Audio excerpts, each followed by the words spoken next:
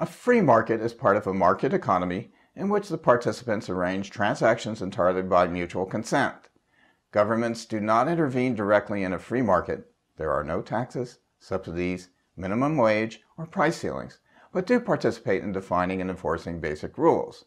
In a free market, the price of a good or services reflects its value in comparison to other goods or services. Competition among vendors promotes reasonable prices and quality. A subset of a free market is a perfect market, one that has both perfect competition, no one party unduly influences the price of a good or service, and perfect information.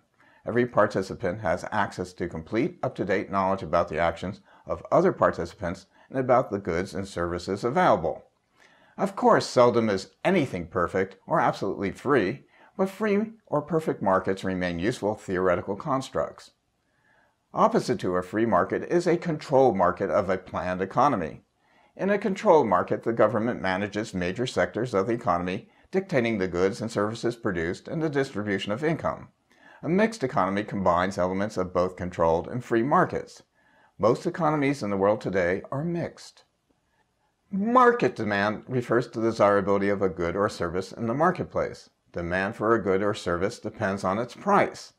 As its price increases, consumers will purchase fewer of the good or service, and the quantity consumed will decrease. The entire demand curve will shift to the right if consumers become wealthier, if alternative goods or services become more expensive, or if advertising creates greater consumer demand.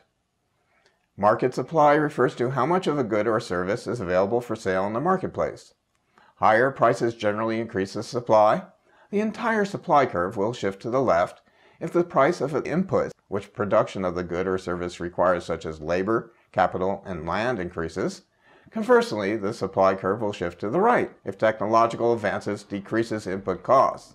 For example, a new labor contract for coal miners with higher salaries shifts the supply curve to the left, whereas the invention of sophisticated coal mining equipment decreases labor requirements and shifts the supply curve to the right. Equilibrium price for a good or service is the price at which the quantity desired of a good or service equals the quantity available. Market forces of supply and demand tend to sustain the equilibrium price. Were the price any higher than the equilibrium price, green dots, the quantity desired would decline and quantity available would increase until an excess in supply developed.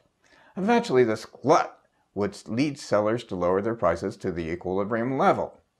In contrast, if the price was below the equilibrium price, orange dots, the quantity desired would increase and quantity available would decline until an excess in demand developed.